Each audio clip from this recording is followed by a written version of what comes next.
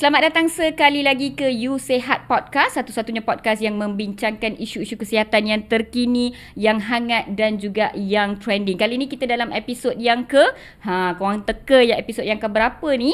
Pergi dekat YouTube, tengok daripada atas sampai bawah dan teka ini episod yang ke berapa.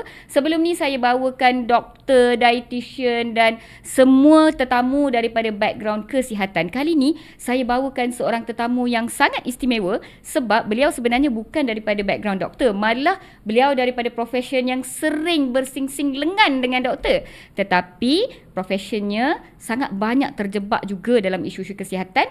Jadi kali ini saya bawakan seorang tetamu yang sangat istimewa, tak lain tak bukan Dr. Mahmud Jumaat daripada Amir Mahmud & Co. Selamat datang ke podcast You Sehat, Mahmud. Terima kasih atas jemputan, doktor. Saya alhamdulillah sehingga ke hari ini dah 13 tahun praktis sebagai peguam. Ada 2 branch, satu di HQ di Shah Alam dan ada satu branch lagi di Desa Pandan. Banyak saya membawa kes-kes yang melibatkan kecuaian medico legal, melibatkan kes-kes defamation, kes tuntutan kontrak, breach of contract, dan jenayah juga. Basically one stop center for everything lah. Jual beli rumah. So tapi our forte is on civil action. Betul ke peguam adalah profession yang sering bersingsing lengan dengan doktor ni, betul ke? Tidak semestinya. Apabila doktor sendiri, apabila mereka diambil tindakan saman sivil atas kecuaian, mereka juga memerlukan peguam. So apabila mereka memerlukan peguam, secara tak langsung kami ada side peguam. So basically lawyer act for both. Sama ada dari segi membantu doktor ataupun bersingsing lengan dengan doktor. Setuju, saya pun sangat-sangat setuju. Memang kami tak lari daripada banyak. Nombor satu, memerlukan servis peguam. Betul. Dan kedua kan, sebenarnya Dr. Mahmud, apabila saya bekerja terutamanya di sektor swasta, bagi saya sangat penting untuk kami tahu. Jadi dapatkan nasihat, consultation daripada peguam supaya kita kata better be safe than sorry. Jadi sebenarnya kepada viewers, saya pun selalulah message tanya Dr. Mahmud, minta pendapat dan sebagainya. Sebab ialah kita nak berjaga-jaga dalam servis kita kan. Jadi saya sebenarnya hari ni menjemput Dr. Mahmud ke podcast saya ni sebab ada beberapa kes yang viral berkenaan dengan isu-isu saman berkenaan dengan kesihatan yang sedang trending, dan saya rasa penting untuk kita kupas isu ini, berikan pemahaman kepada rakyat dan juga keadilan kepada kedua-dua pihak untuk kita faham sebenarnya apa yang berlaku. Jadi saya nak mulakan dengan persoalan yang paling asas lah ya. Kalau pesakit nak bawakan saman medico legal, saman dari segi kesihatan lah, sama ada kecuaian ke apa-apa ke kan, berapakah tempoh masa yang ada? Apa kita, kalau dalam perubatan dia ada terma khusus dia kan? Jadi dalam berapa tahun kena bawa saman tu? Secara mudahnya di bawah akta had masa ni kita selalu dengar 6 tahun. 6 tahun ni adalah standard bagi mana-mana pihak untuk ambil tindakan di bawah akta had masa. So kebiasaannya in general 6 tahun bagi kes-kes, contohnya kalau nak ambil tindakan medico legal, ambil tindakan ke atas kecuaian doktor, 6 tahun. Namun tidak terhad ke situ saja, tidak ada juga beberapa kes-kes lain yang mana ada special case. Contohnya kanak-kanak. Kanak-kanak dia punya had masa dia special. Had masa dia sehingga kanak-kanak tu reach to the maturity age. Maturity age ni adalah pada umur 18 tahun.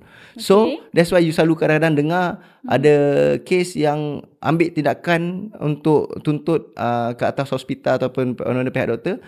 Dia ambil sampai lebih daripada 6 tahun. Ada yang sampai 15 tahun pun ada. Betul. So dia punya limitation period dia adalah sampai dia reach 18 tahun dan baru 6 tahun tu start. Ini untuk private sector. Private sector 6 tahun daripada 18 tahun itu. Dan untuk public sector 3 tahun. Itu untuk kes kalau in general kalau kita kata untuk kanak-kanak. Tapi kalau kes apa macam kalau dia meninggal macam mana, Mahmud? Kalau meninggal pula dia ambil 3 tahun 3 tahun daripada tarikh seorang itu meninggal dunia. Itu kira-kiraan dia lah. Maksudnya kalau kecuaian itu berlaku, contohnya lah ya. Kalau kecuaian itu berlaku pada umur kanak-kanak tu 5 tahun. Baik. So kena tunggu sampai 18 tahun masih boleh ambil tindakan. 18 campur 6.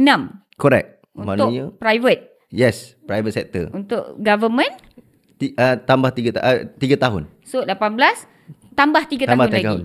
So dia tak ada maksudnya kita kena tunggu kau. Tapi maksudnya seseorang itu boleh mengambil tindakan bagi kalau contohnya anak tu sakit ke ada kecuaian yang menyebabkan injury ke atas kanak-kanak tu. So dia punya period dia tu longer, mana panjang sehingga kalau private sector dia sampai 24 tahun lah. So tu betapa panjangnya tu dia punya tempoh limitation period dia. Adakah itu bermaksud hospital juga dan doktor ataupun klinik kena simpan nota, kena simpan? Kalau tak ada, hilang macam mana? Itu cuai lah. Itu cuai. Sebab itulah memang tanggungjawab mereka. Kalau diorang tak ada dokumen, in the event kalau tiba-tiba lah si Pulan tu nak ambil tindakan ke atas doktor atau pihak hospital, you tak ada anything, no document to support, masak. Masak lah. Itu je lah jawapan dia. Standby je lah. Sebab you kadang-kadang tu lah, kadang-kadang doktor ni tidaklah cuai kan. Tapi since diorang tak ada enough document to support diorang punya action, itulah masalah dia. Setuju. Sebab itulah sebenarnya Dr. Mahmud, bagi kami doktor-doktor, pendigitalan sistem kesihatan ini sangat-sangat membantu kami. Sebab apabila dia manual ya, macam saya pun adik-beradik nama Malah Selvi, Malah Wani, Malah Sati, Malah Syamini tertukar selalu. Waktu saya kecil-kecil dulu selalu nota tu tertukar jadi termasuk dalam nota yang lain dan sebagainya. Jadi bila dia manual, bila dia berbentuk kertas, banyak kesilapan yang boleh berlaku dan kita menggunakan label, maksudnya pekerja yang bawakan fail tu dan masukkan dalam fail dan hantar pergi ke bilik rekod. Jadi dia boleh tertukar, dia banyak boleh berlaku sebegitu. Jadi pendigitalan sistem kesihatan sebenarnya adalah satu sistem yang meringankan ketakutan dan beban kami di sektor kesihatan lah. Alright. So saya belajar benda baru hari ni, 18 campur 6, 18 campur 3. Alright. So Dr. Mahmud, saya nak tanyalah, apa hak asasi pesakit dalam konteks undang-undang perubatan dekat Malaysia ni apabila mereka pergi ke hospital, mereka mahu mendapatkan rawatan, mereka mahu diberi standard of care tu, apa asas dalam hak yang mereka sepatutnya boleh terima? Okay, ini interesting tau. Kalau hak pesakit ni, waktu you ambil Hippocratic Oath kan, waktu tu pun that is the basic duty of care. Maknanya hak pesakit yang perlu dapat. Contohnya pertama, kita do no harm. Maknanya kita tak boleh mengenakan apa-apa kezaliman kepada atau melakukan kecederaan kepada pesakit. Second, perlu mendapat rawatan. Tak memberi rawatan sebaiknya sehinggalah pesakit tu meninggal dunia. Betul? Euthanasia, betul. Okay. Yang ketiga, right for confidentiality. Itu Hippocratic Oath. Tetapi di Malaysia yang mana dia ikut satu kes di Singapura yang mana Mahkamah Rayuan telah menekankan sekali lagi berkenaan dengan hak pesakit, yang mana terbagi kepada 3. Pertama adalah right to diagnose, right to be informed and right to be treated. Ketiga-tiga hak ini adalah perlu mendapat penjelasan yang sepenuhnya. Yang mana dalam undang-undang Malaysia kita untuk membuktikan kecuaian kita tengok kepada 3 elemen utama, iaitu duty of care. Maknanya betul ke tak, walaupun kadang doktor ni dia bercakap dengan patient, dia tidaklah atas dasar pesakit dengan patient, pesakit dengan doktor. So mungkin dia hanya memberi pendapat saja sehinggalah boleh dibuktikan adanya patient and doctor relationship. Second, apabila dia establish adalah patient and doctor relationship dan dia pergi kepada breach duty of care. Yang mana dia akan check lah sama ada breach, ada 3 perkara tu. Right to be diagnosed, right to be informed and right to be treated. So waktu kita nak determine sama ada mereka ini telah breach duty of care tu, dan barulah ada beberapa test-test yang kita akan determine lah Ada banyak bolam test, possible test. Ni macam mana? Macam test ujian darah ke apa ni? Dia lebih kurang macam tu lah. Sama ada, contohnya lah, kalau kita ujian darah, kita nak test sama ada betul ke tak dia ni ada kencing manis ke tak. So sekiranya dibuktikan melikut daripada bacaan, memang bacaan kencing manis dia tinggi. Begitulah juga seperti mana test-test yang ni dibuat. Test ni dibuat adalah kalau doktor lain duduk di tempat contohnya Dr. Mala. Okey, adakah doktor itu akan melaksanakan tanggungjawab dia mengikut standard yang mana Dr. Mala buat? Okey. Dia lebih kurang macam reasonable man test lah. Tapi basically dia akan check sama ada Dr. Mala ni dia dah lakukan tak reach up to the standard yang mana orang lain pun akan buat standard yang sama. So kalau contohnya Dr. Mala dah buat whatever it takes dan itu adalah standard of care, standard of practice yang dilakukan oleh doktor-doktor lain, then you are safe. Itulah antaranya bolam test lah. Kalau saya nak faham, maksudnya dia akan letak hypothetical situation. Correct. Ni doktor yang you saman, ini apa yang dia buat. Kalau saya letak doktor lain dekat situ, apakah outcome yang akan keluar itu ke? Exactly, So tapi dia akan tengok ada beberapa test lain. Ada foreseeable test juga. Ada banyaklah test-test dia lain. Macam foreseeable test, adakah doktor lain kalau duduk dekat tempat Dr. Mala ni, dia nampak tak akibat daripada tindakan dia ni akan mengakibatkan kecederaan ke atas pesakit ni. Dan akhir sekali, elemen yang ketiga adalah dia panggil causation.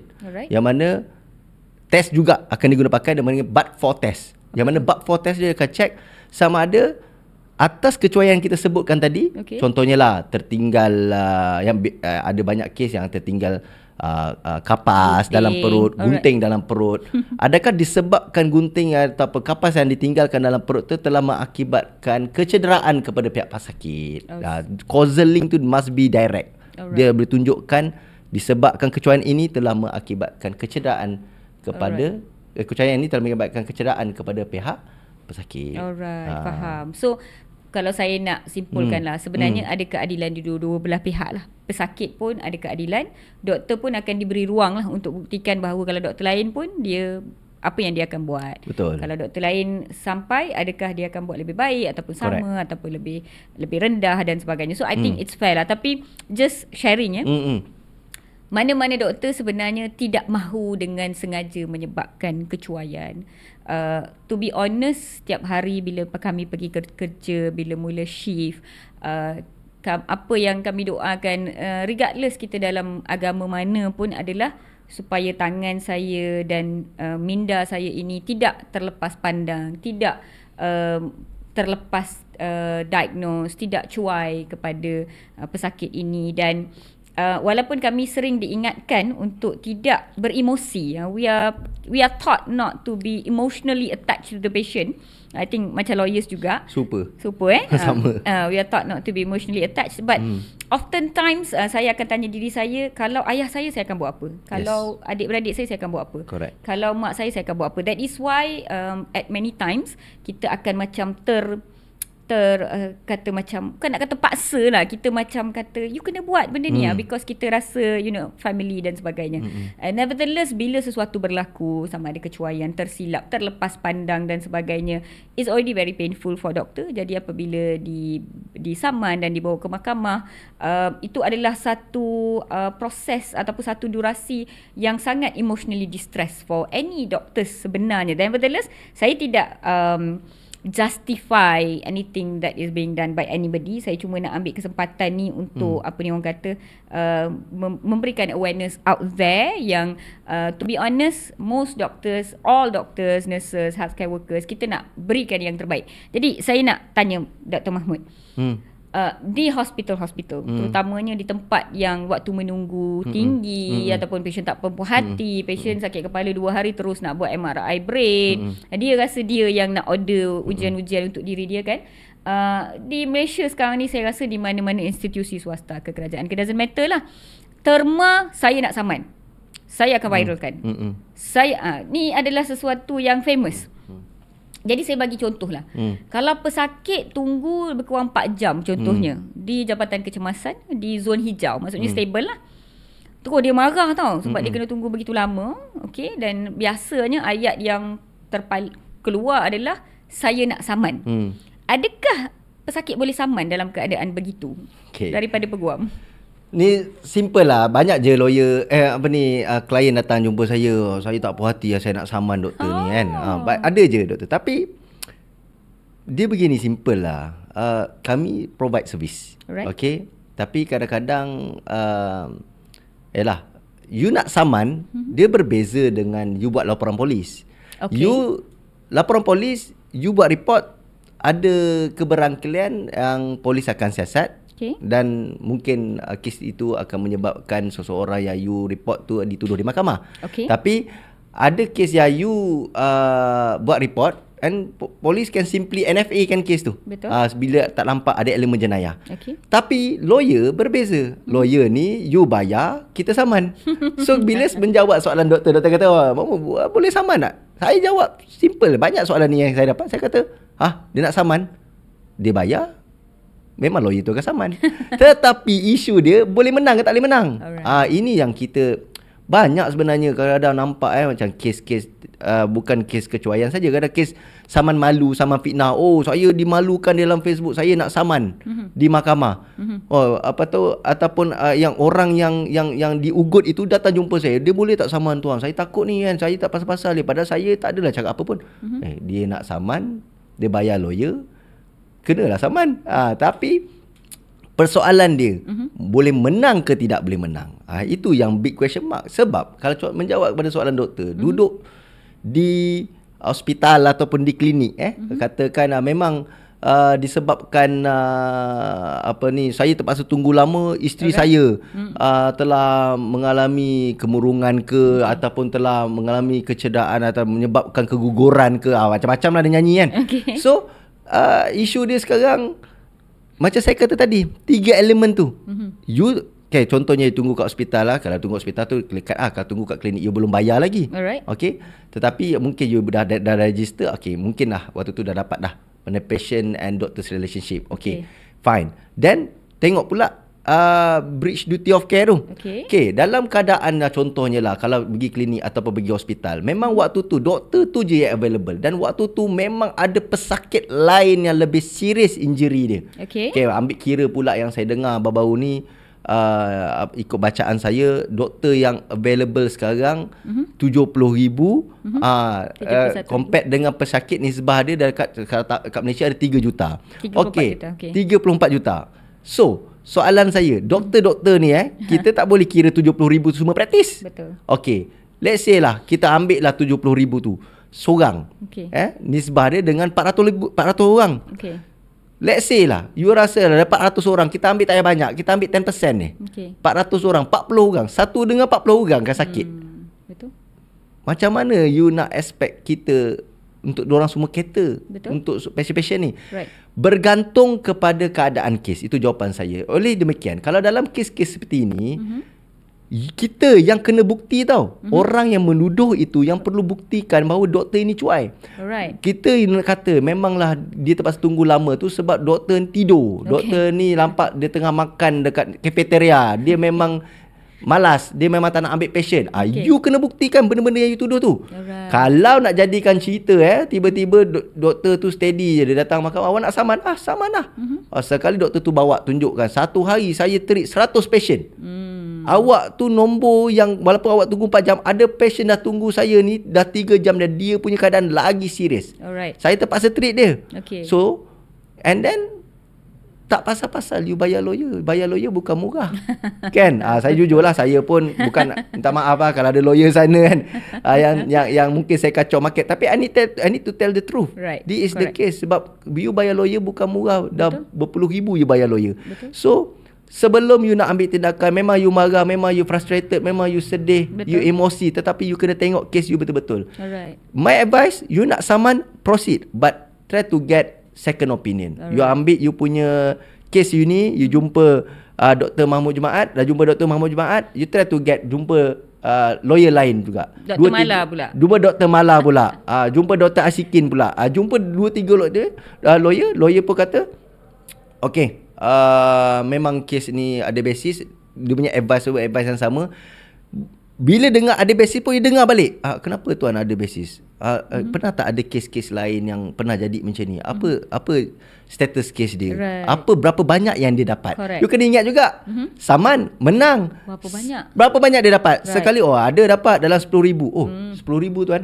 Lepas tu saya bayar tuan berapa? 40,000. Alamak. Macam mana tu? Dan negatif. Last sekali siapa yang untung? Lawyer untung. Correct. So you kena ingat, tak semua kes memang betul hak you untuk saman. Alright. Check betul-betul sama ada you ada ke tak kes ke atas pihak yang you ingin ambil tindakan ni. Saya nak sambung soalan daripada situ. Jadi, kalau diorang memang rasa teraniaya, rasa tersakiti, ataupun pesakit memang rasa ada kecuaian berlaku dalam kes saya. Jadi saya nak tekankan sekali lagi, saya bukan nak justify lah ya. I'm telling, I am admitting it could happen out there. Jadi kalaulah ada something kan, ada mereka rasa kecuaian dan sebagainya, apa yang tindakan yang mereka kena buat, apa dokumen yang mereka perlu dapatkan, apakah right channel yang diorang kena go through, dan siapa orang yang mereka patut jumpa. Okay. Orang pertama sekali yang you nak jumpa selepas you dah gather all the document, dapat kumpul semua dokumen. Apa dokumen tu Dr. Mohamad? Okay.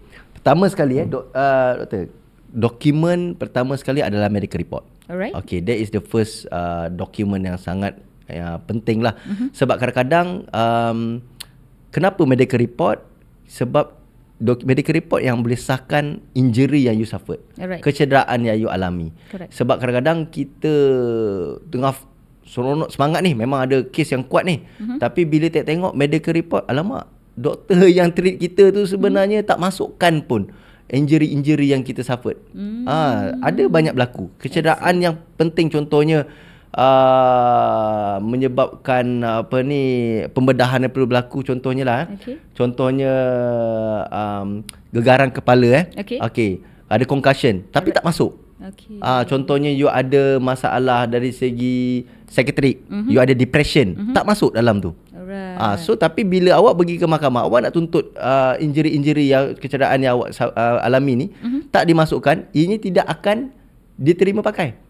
Contoh yang mana baru-baru kes ni yang kita dengar, okay, ini saya kongsikan. Ada satu kes ni yang mana anak dia ni dia pergi sunat tahun 2010. Dia pergi sunat tahun 2010. Sekali tiba-tiba doktor ini terpotong dia punya anu dia ni, terlebih kulit tu terpotong sekali dengan isi-isi dia sekali. Betul. Saya tahu kes tu. Tahu kes tu, ya? Bukan doktor tapi I know. So 2018 mahkamah telah putuskan untuk memberi ganti rugi sebanyak 3 juta. 3 juta dia dapat. So jackpot lah, alhamdulillah lah. Bagi saya ganti rugi tu memang besar lah. So apa yang berlaku, pihak doktor telah memutuskan untuk membuat rayuan. So apabila rayuan dibuat ke mahkamah rayuan, mahkamah rayuan telah turunkan overturn the judgment daripada 3 juta hingga 300,000.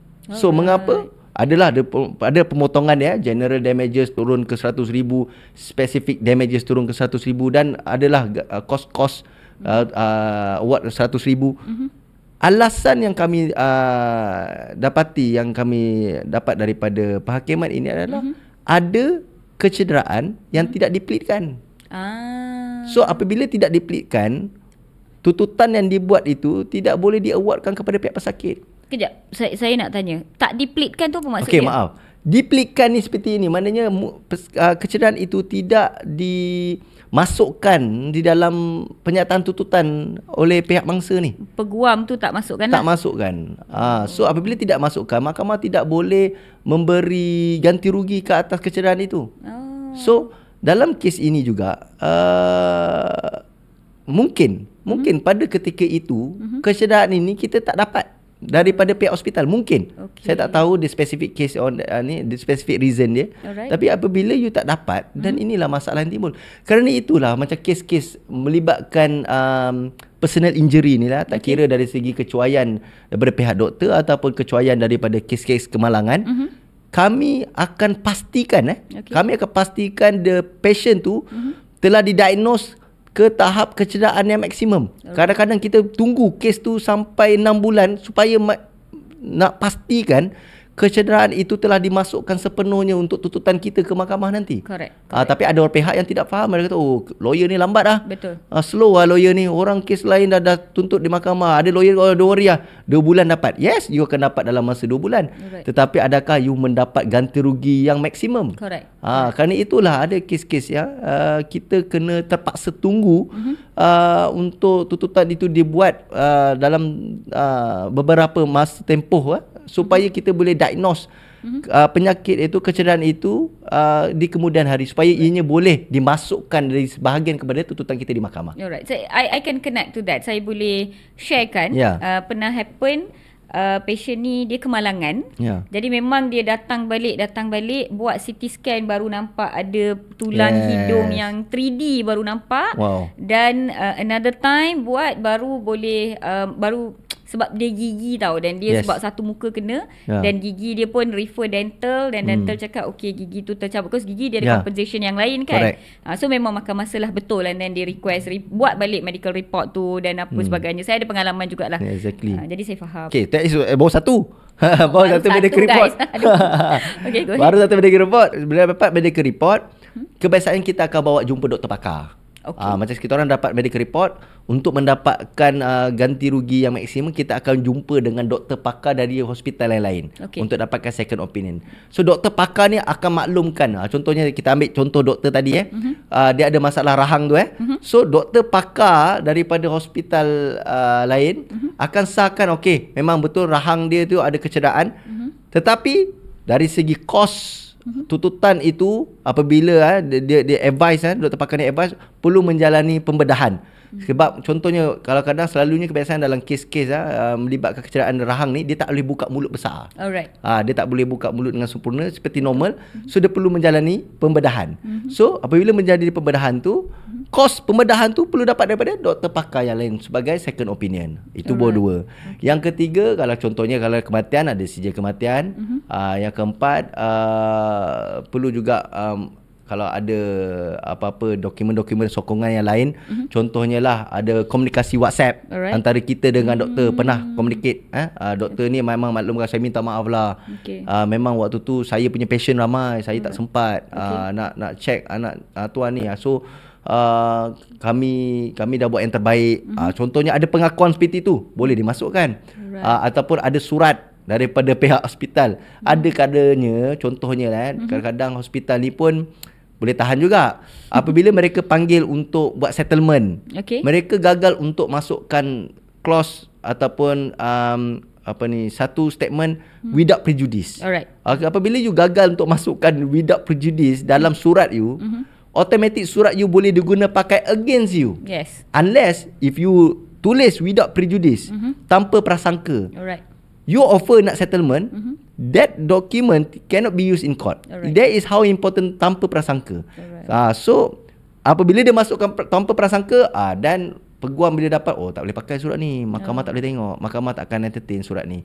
Tapi kalau tak ada kalau tak ada tulis tanpa prasangka, ada offer from the hospital ataupun from the doctor untuk settlement, itu pun boleh digunakan pakai. Dan apa sahaja dokumen-dokumen lain yang dilihat boleh membantu dalam kes. That's why you dah kumpul dokumen-dokumen ni, you bagi dekat lawyer. Contohnya dapat dekat saya. Saya tengok, okay, ada tak dokumen ni? Ada tak x-ray? Ada tak apa lagi dokumen sokongan lain? Kita akan cuba minta. Dan semua dokumen-dokumen ini, bila you dah been advised, dan mungkin waktu tu kita akan ambil tindakan ke mahkamah. Mungkin kita akan, sebelum kita ke mahkamah, macam saya punya style, saya akan hantar LOD dulu.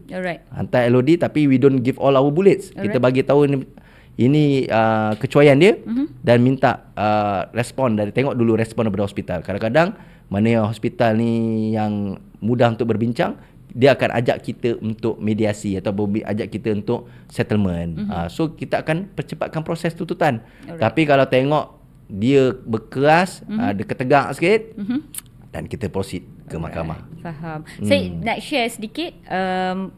Bila kami terima LOD, saya pernah ada kawan, so dia dapat LOD tu, very down, very depressed. So kita orang support dia, motivate dia, kata kau tak bersalah, tak apa. So reply LOD tu dalam 30 muka surat. Wow. Dia masukkan semua bukti, screenshot daripada CCTV kamera, semua ujian darah paling awal yang berlaku waktu dia lebih awal daripada waktu registration. Semua sekali. Dan apabila telah dibalas, tiada balas daripada pesakit. Dan apa yang saya difahamkan adalah selepas melihat reply daripada LOD tersebut, peguam pihak sana menasihatkan bahawa lebih baik jangan proceed, sebab nampaknya apa yang pesakit tu claim dan rasakan seperti kecuaian dan dianiayai tu mungkin tak berlaku sebenarnya. Cuma dalam keadaan begitu emergency tu mungkinlah pesakit dan waris rasa macam something happen. Jadi dari situ ketika saya dalam proses support my friend tu many years ago, ni sebelum COVID, I think about 10 years ago, saya belajar bahawa reply tu sangat penting because dia memberikan input kepada, sebab you sebagai lawyer pesakit, you dengar cerita pesakit je, you tak dengar cerita I lagi ni. Jadi rasa betul lah, you dah dapat second opinion apa semua. Bila you tengok kita bagi semua tu, dan of course lah belah doktor pun kita ada indemnity insurance, maksudnya ada lawyer dan sebagainya. Dia akan nasihatkan untuk tulis we reserve the right blah blah blah and everything. Jadi settle di situ. Jadi saya nak tanya Tuan Mahmud, sambungan daripada ni.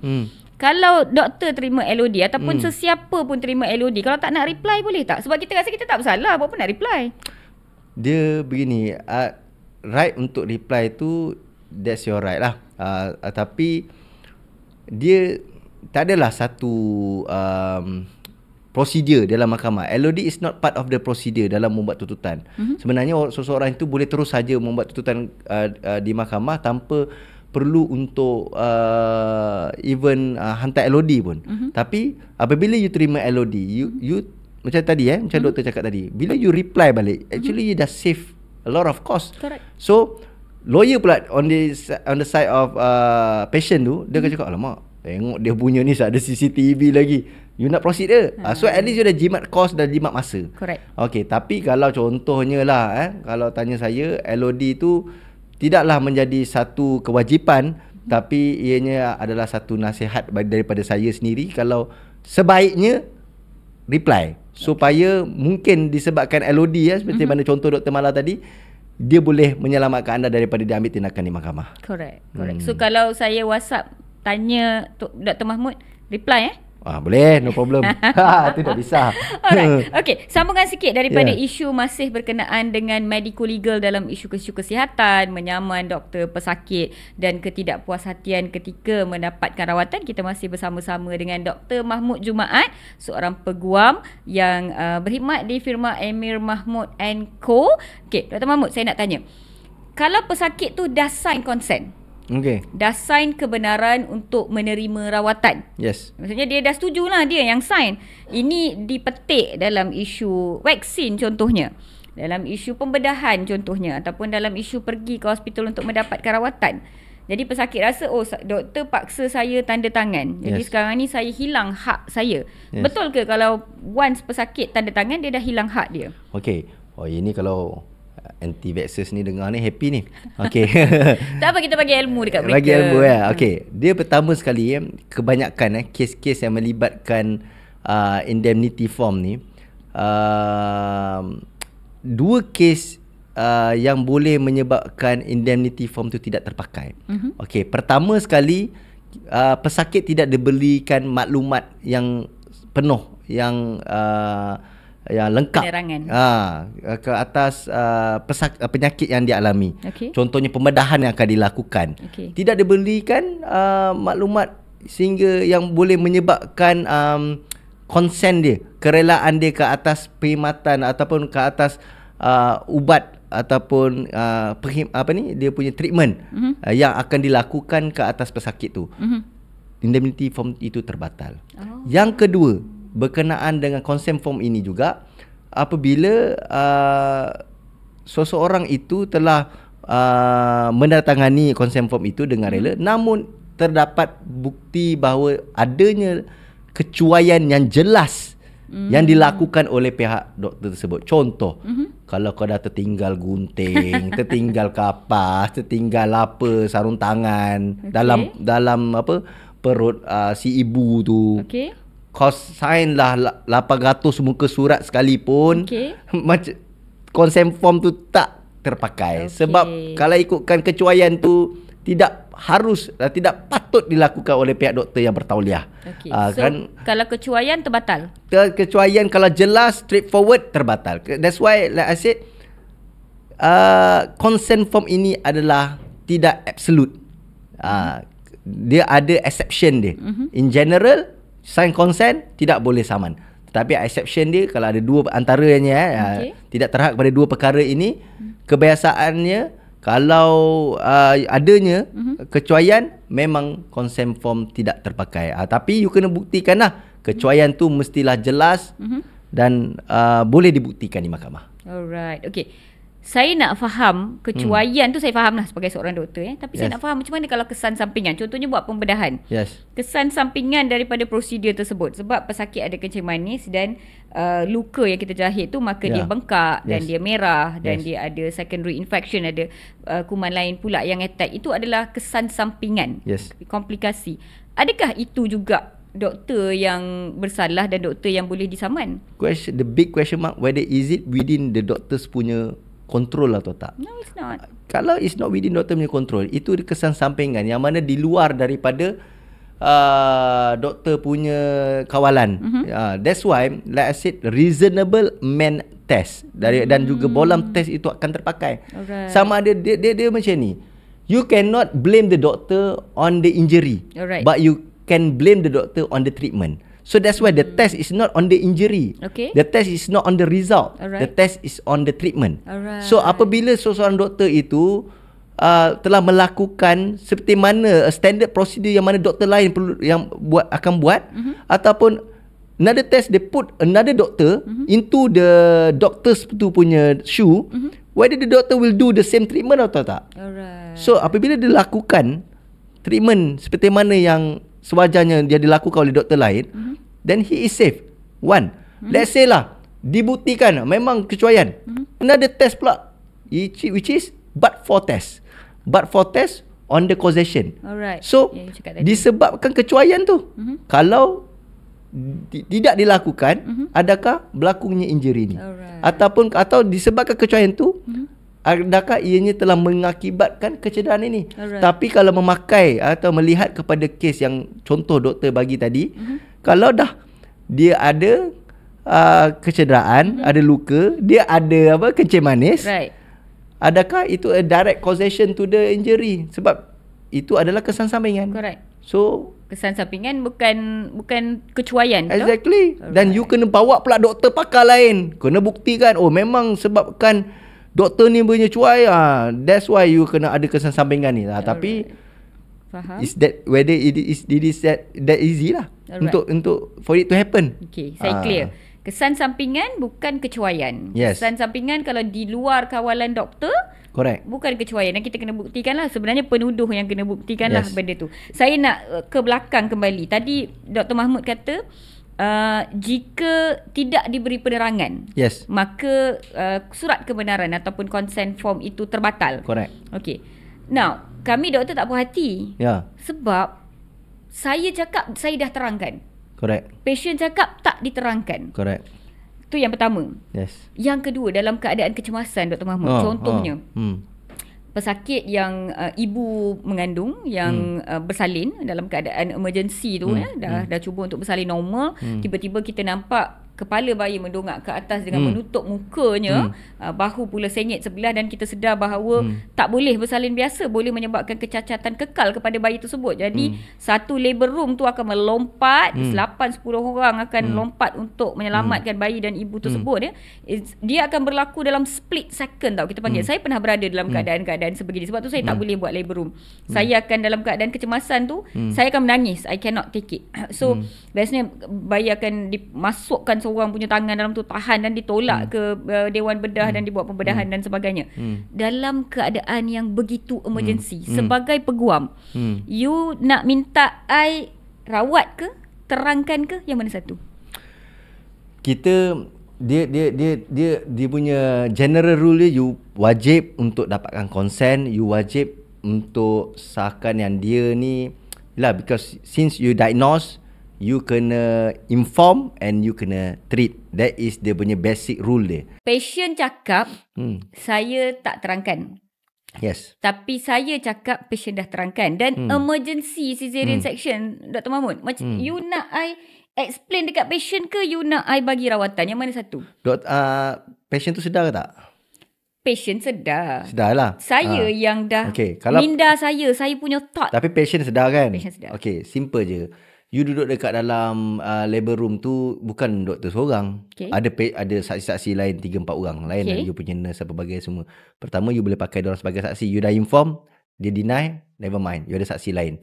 Second, kalau ikutkan standard practice doktor, memang akan inform. Ketiga, you dah nampak dah dalam keadaan darurat macam tu.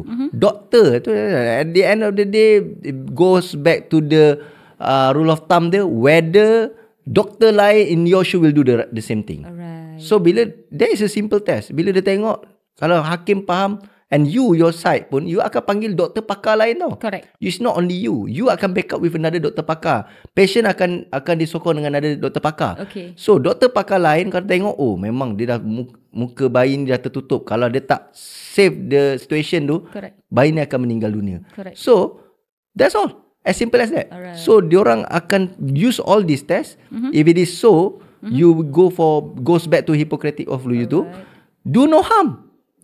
Treat the patient. Alright. So you have done your part. Kalau diorang tak puas hati, doktor, you cannot do anything. And I can still defend myself. You can still defend yourself. Right. Cuma saya nak ambil peluang ni lah untuk, alang-alang kita dah sembang kan, saya nak ambil peluang ni untuk menerangkan kepada netizens dan viewers di luar sana.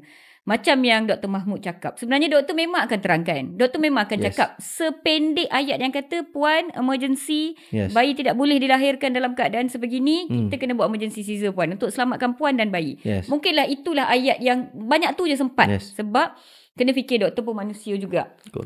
Kita nak berbincang dengan OT lagi, nak call lagi, nak fikir lagi, nak anticipate lagi, dan at the same time nak terangkan. Of course you akan cakap ada nurse, ada houseman dan sebagainya, tapi dalam keadaan kecemasan sebegitu, doktor yang paling senior di situ, kalau MO lah, pakar-pakar lah, yang paling senior yang akan ambil keputusan dan menerangkan kepada pesakit. Adakah, saya nak interject sikit. So dalam keadaan macam ni, takkan tak ada family? Labor room, kalau you bayangkan labor room, you nak panggil masuk satu suami masuk. Tak payah. Pesakit lain? You nak panggil satu husband masuk? No, not necessarily husband. Kalau dalam keadaan macam tu kan, kalau lah ada masa dan peluang. Macam saya pernah experience juga perkara yang sama, yang mana anak 4 orang kan. So, 4 caesar doktor. Dah kahwin Dr. Mahmud rupanya. Dah kahwin 4 orang dah. Memang tak available. Bagi tahu direct So saya ada experience perkara yang sama. Wife saya, waktu tu saya ada di Johor, and then wife saya dekat labor room. Doktor tu bagi tahu, dia call. Cik Mahmud, saya nak tanya, dia begini situasi dia. Sebelum tu dia maklum everything is fine. Sebelum tu dia maklumkan saya everything is fine. Dia waktu dekat labor room tu, tiba-tiba dia call saya, Cik Mahmud, saya nak maklum ni, awak punya anak awak ni, dia punya tali pusat. Tali pusat dia tersangkut, terselilit, terjerut dekat leher. Betul. So sangkut, tak boleh nak patutlah dia tak terbuka-buka ruang tu, jalan dia. Jantung pun slow. Dia kata, macam mana doktor, Encik Mahmud, boleh tak kami proceed dengan caesar? Dia mesti maklum. Kita akan maklum.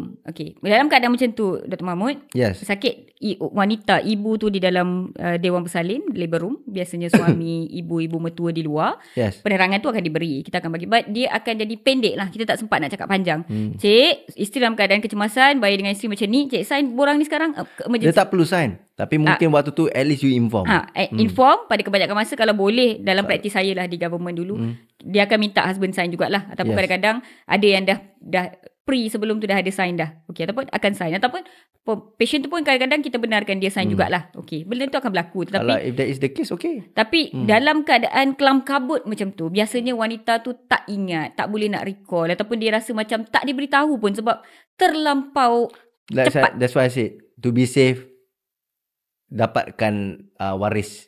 To be safe. Kalau tak ada, memang dia ni datang seorang, memang tak ada orang lain, then ataupun yang datang dengan jiran, then it's Tapi kalau sebaiknya on the side of the doctor, To be safe, kalau lampak ada waris lain, ada mak ayah, ada apa semua, lari lah sekejap. Mungkin 5 saat lah pergi keluar. Kita kejap. Kita bagi tahu kan ni. Okey, cakap. Okey, mak ayah kan.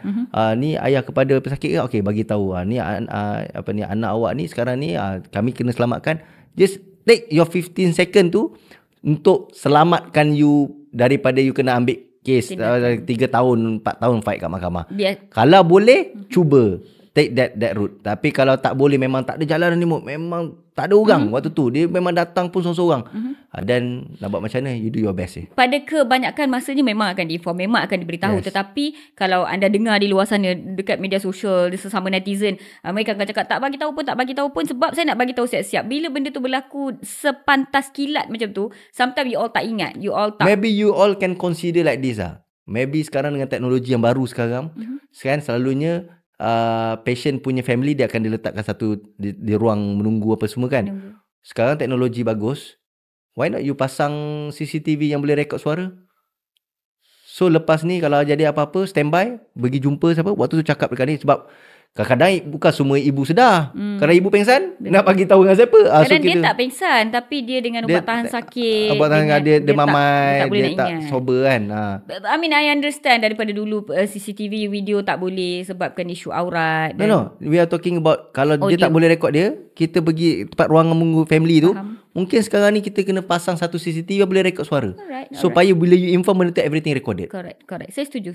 Dekat waiting room, dekat concern. I agree. Maybe perkembangan sebegini perlu dilakukan dan perlu diambil kira untuk penambahbaikan di masa hadapan. Sebab mungkin saya pun melampak juga benda ni tak ada dibuat kan. Mungkin dengan doktor punya podcast ni boleh betul kepada pengurus industri kesihatan, stakeholders in healthcare system out there.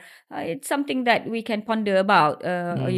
Audio record is fine sebab video record dari segi aurat dan sebagainya, it makes a lot of trouble dekat situ. But audio record I think it's fine. Dekat waiting room. Dan saya setuju di situ. Alright, banyak yang kita perkatakan dari segi surat kebenaran, dari segi kecuaian, dari segi dokumen-dokumen yang diperlukan untuk saman medico legal berapa tahun dan sebagainya dari kedua-dua belah. Dr. Mahmud masih sidekan you all sebagai netizen, sebagai pesakit, saya sebagai suara daripada pekerja kesihatan. Saya nak tekankan lagi sekali, tak ada mana pun pekerja kesihatan sengaja nak buat sesuatu. Kami sering doa supaya yang baik-baik saja yang berlaku, malah itulah sumpah yang kami ambil, do no harm, dan juga kita ada sumpah euthanasia, kita rawat sehingga nyawa ataupun saat terakhir. Sebab tu dekat Malaysia ada kita panggil palliative care. Walaupun dah terminal illness, kita still akan bagi rawatan supaya tak sakit, mereka meninggal dunia dengan dignified, dengan maruah dan sebagainya. Alright, sikit lagi sebelum kita nak habiskan. Jadi Dr. Mahmud, banyak yang kita dah sembangkan. You nak saman boleh, tetapi menang tu lain cerita. Itu yang apa yang saya suka Dr. Mahmud cakap. Jadinya saya nak tanya, kalau mahkamah putuskan A saman B, B kalah, A menang. A tu siapa? B siapa? A pesakit, saman hospital contohnya. Pesakit menang. Correct. Hospital kalah. Baik. Adakah ia bermaksud memang hospital tu salah? Memang doktor tu salah? Maksudnya jangan pergi situ. Jangan buat rawatan tersebut. Dalam kes tersebut, ia kalah sebab pihak ini dipersalahkan kenapa buat pembedahan lambat. Jadi semua pesakit perlu dibuat pembedahan awal. Adakah itu klaim yang betul? What's your comment? It depends to case basis. Kalau contohnya memang betul jelas kecuaian yang mana lah melibatkan satu kecuaian yang straightforward case lah. Macam saya kata tadi, tinggal tisu, tinggal kapas dalam perut, kita memang tak boleh nak argue lah benda tu di straightforward case. Contohnya kaki sepatutnya potong belah kiri, terpotong belah kanan, sepatutnya bedah tu tak perlu sampai potong-memotong ni.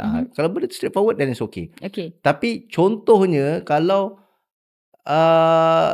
kes itu memang kita katakan is arguable. Contohnya macam terpaksa tunggu di hospital sampai 4 jam tunggu kat hospital kan. So it's not fair. Maknanya itu satu kecuaian bagi dia. It's arguable case. Then kita tengok ada ke tak solid document. So macam doktor cakap tadi, what happen kalau hospital tu cuai, memang tak ada simpanan, tak ada record, medical record, ataupun CCTV yang patut ada rosak, dan kita tak boleh nak buktikan our case. That is, I katakan kes yang mana sebenarnya tak, macam you kata lah, tak semuanya hospital ni salah. Correct. Sebabkan dorang memang cuai. Betul. Kadang-kadang minta maaf cakap, kadang-kadang kami peguam ni pun kita fight dalam mahkamah tu, kita tekan dia sampai kita get the statement for our client. Correct.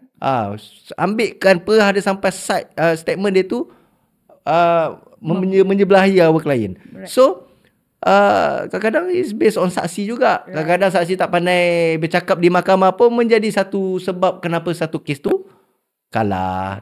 So banyak perkara yang perlu consider, yang perlu diambil kira, yang saya boleh katakan dokumentasi, saksi, yang boleh menyebabkan kes tu sebenarnya kuat. Tapi disebabkan ada perkara yang tidak menyelbahi kepada pihak hospital, yang di luar kawalan hospital lah, sebab hospital pun bergantung pada saksi dan dokumen, akhir sekali menyebabkan kes itu tidak menyelbahi pihak hospital, dan hospital pula yang kena bayar ganti kepada pihak pesakit. Kami sering bualkan sebegini sesama doktor. I don't know betul ke tak, you kena bagi komen. We always say, doktor betul ke, doktor salah ke, hospital betul ke, hospital salah ke. Bila kes tu dah dibawa, kita dah kalah dah sebenarnya. Even if we win, we lose. Even if we lose because we are being judged before the judgment comes out. So hopefully tak ada siapa yang perlu go through, kawan-kawan saya dalam sektor kesihatan, tak ada siapa yang perlu go through that kind of difficulty. Saya harap supaya the doctor-patient relationship is great, dan everybody can get rawatan yang mereka sepatutnya terima. Jadi saya nak tanya kepada Dr. Mahmud, daripada kacamata seorang peguam, pada pendapat you lah, macam mana kualiti rawatan kesihatan dekat Malaysia ni sekarang, terutamanya dari segi sudut undang-undang, accountability, duty, standard of care dan sebagainya. Apa pendapat Dr. Mahmud? Kalau tanya saya, hospital ni, saya sering kali mendapatkan rawatan di hospital. Banyak doktor-doktor yang saya kenal yang ada banyak juga sebab saya berada di sini pun disebabkan doktor-doktor.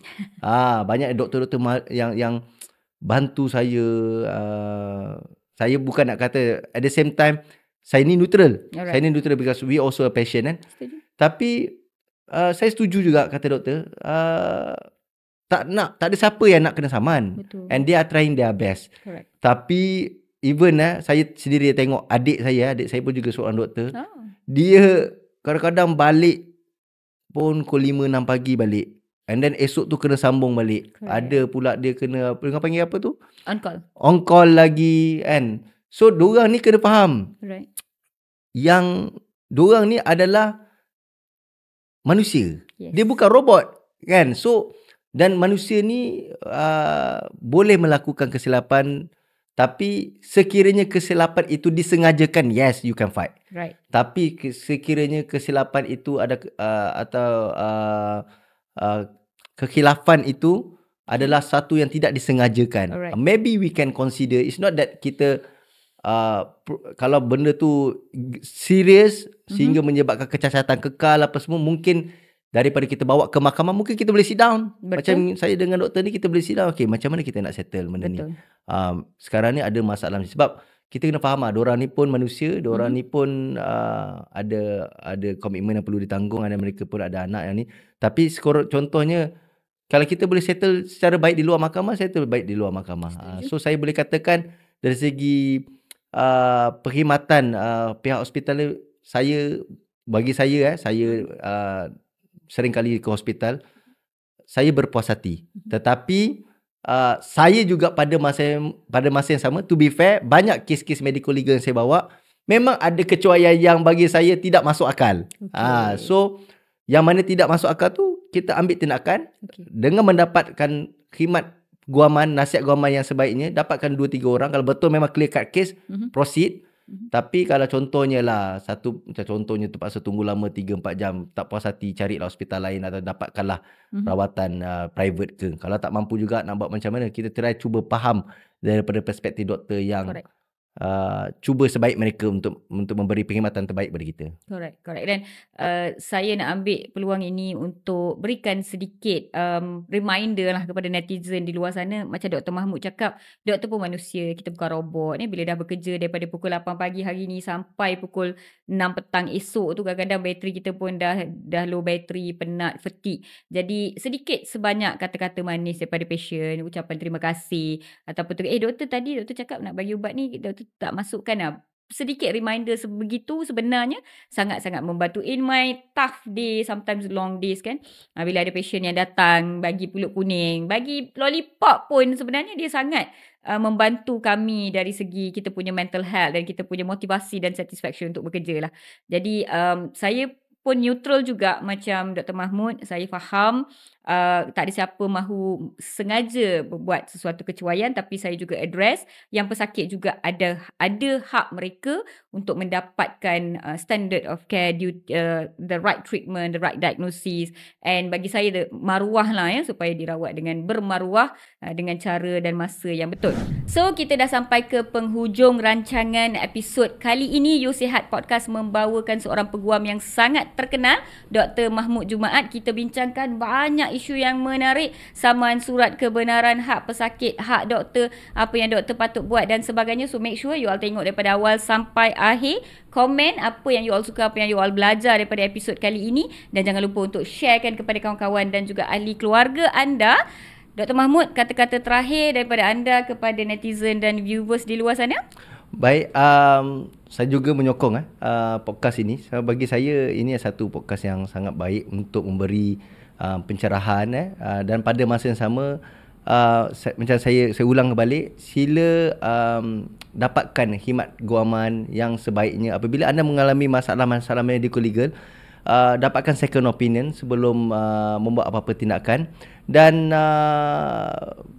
boleh ikut di Facebook saya, Instagram dan juga TikTok Mahmud Jumaat untuk mengikuti isu-isu perundangan yang mana saya akan kongsikan, yang mana mungkin akan boleh membantu anda dalam sekiranya anda mengalami masalah yang sama kelak. You all dah dengar daripada Dr. Mahmud sendiri. So kalau diorang nak dapatkan second opinion ataupun nasihat guaman daripada Dr. Mahmud sendiri, boleh saja. Kebanyakan orang selalunya dia akan PM saya direct di dalam Facebook dan juga Instagram ataupun komen di TikTok. So email ke ada? Email boleh, mahmud@mco.lk, tapi secara santai lah. Kalau selalunya kalau email ni kadang-kadang leceh sikit. Kita lebih mudah lah kita berhubung terus dalam social media, kerana lagi secara informal lah. Alright, okay. So saya akan letakkan link social media Dr. Mahmud Jumaat daripada Emir Mahmud & Co di ruangan komen. You all boleh follow dan juga tanyalah pendapat dengan Dr. Mahmud. Terima kasih kerana bersama-sama dengan kita dalam episod kali ini. You all semua jangan lupa untuk follow semua channel You Sihat Podcast di Facebook, Instagram, TikTok dan YouTube kami, sehingga kita berjumpa kembali dalam episod yang akan datang. You all semua stay safe, stay healthy. Daripada saya, Dr. Marasanti. Bye.